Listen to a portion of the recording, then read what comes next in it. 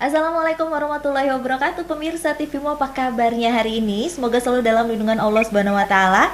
Seperti biasa, berjumpa lagi bersama saya Reni Risi dalam program podcast TV Show TV Muhammadiyah, ngobrol sering tanpa boring, cuma di sini tempatnya. Nah, setiap harinya kita pasti akan membahas segala sesuatu yang menarik, yang viral, berbagai tips dan trik dan juga berbagai hal-hal yang bermanfaat. Dan kali ini kita akan membahas tentang sejarah. Ngomongin sejarah dalam kondisi kekinian, banyak para milenial yang kayaknya harus mulai melek sejarah. Untuk itu kita akan bertanya dan kita akan ngobrol panjang lebar selama kurang lebih 1 jam ke depan bersama dengan salah satu sejarawan yang sering banget menggaungkan, ayo dong kaum milenial, belajar sejarah nih dari sekarang. Saya sudah bersama dengan Kang Asep Kambali. Assalamualaikum Kang. Waalaikumsalam warahmatullahi wabarakatuh. Mbak Reni, apa kabar? Baik, Kang Asep gimana kabarnya Kang? Alhamdulillah baik. Alhamdulillah baik ya.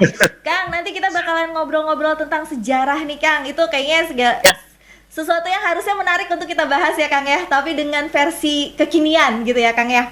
Nah, sebelum kita Baik. ngebahas tentang sejarah, sebenarnya kenapa sih kita harus belajar sejarah dan kenapa sejarah yang seperti apa sih sebenarnya yang harus kita pelajari, yang harus kita mengerti. Saya langsung aja nggak mau basa-basi. Kang Asep boleh diceritain gak sih kenapa sih bisa menyukai sejarah gitu Kang?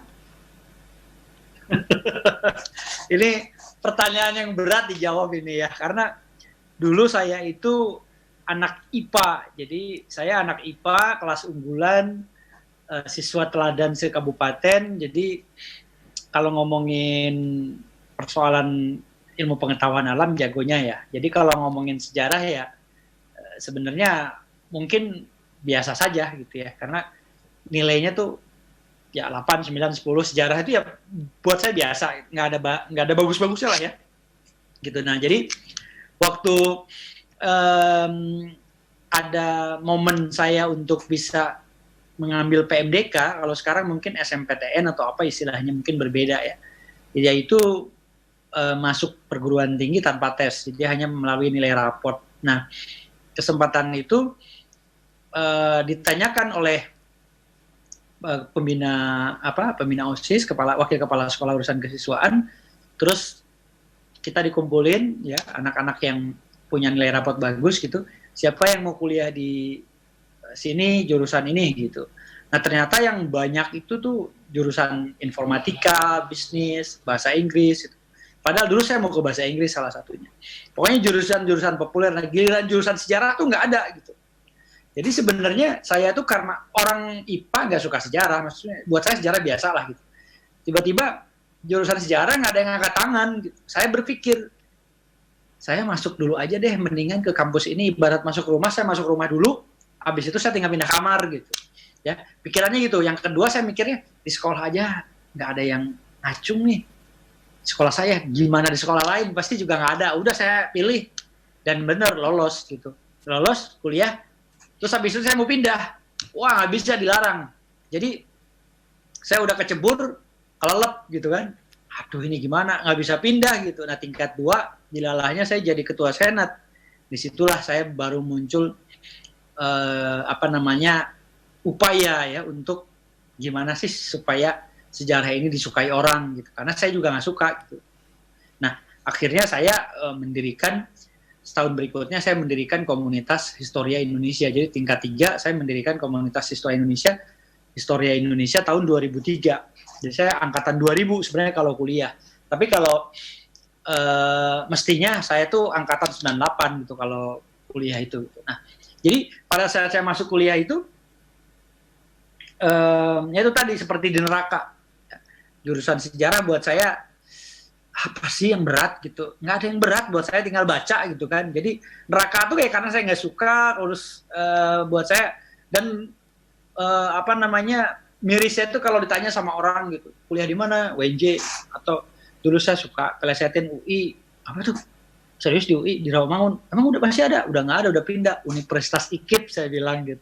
Jadi karena UI itu Universitas IKIP, dulunya memang IKIP gitu, itu bekas IKIP jadi UNJ kan, tapi memang IKIP itu dulu bagian dari UI ya, tahun sekitar 65 pisah dari UI ya. Nah jadi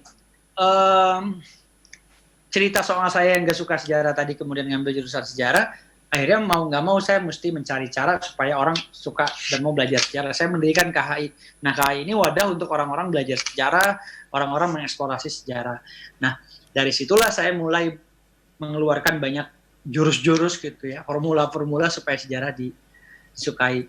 Dari yang tadinya saya nggak suka sejarah, lama-lama saya jadi jatuh cinta dan hidup mati saya untuk sejarah sampai sekarang. Wah, luar biasa.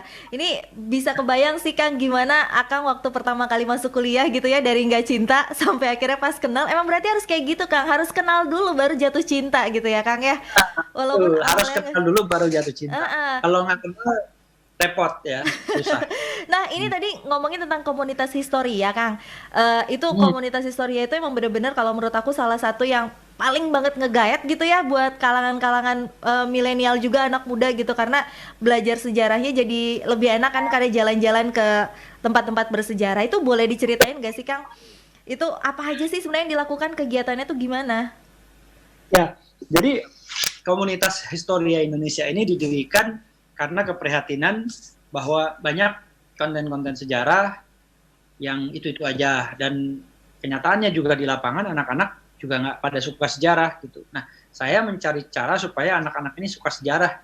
Gimana caranya? Nah, disitulah saya mengembangkan teorinya Bloom, teori taksonomi Bloom. Jadi teori ini mengatakan bahwa dalam tingkatan pendidikan untuk manusia itu setidaknya ada 3 tingkatan gitu. Tingkatan kognitif, tingkatan afektif, dan tingkatan psikomotorik.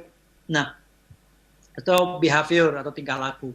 Jadi 3 tingkatan inilah sebenarnya yang juga nanti digunakan sebagai alat ya, sebagai alat untuk mengukur sejauh mana cintanya seseorang terhadap bangsa atau yang kita sebut sebagai nasionalisme.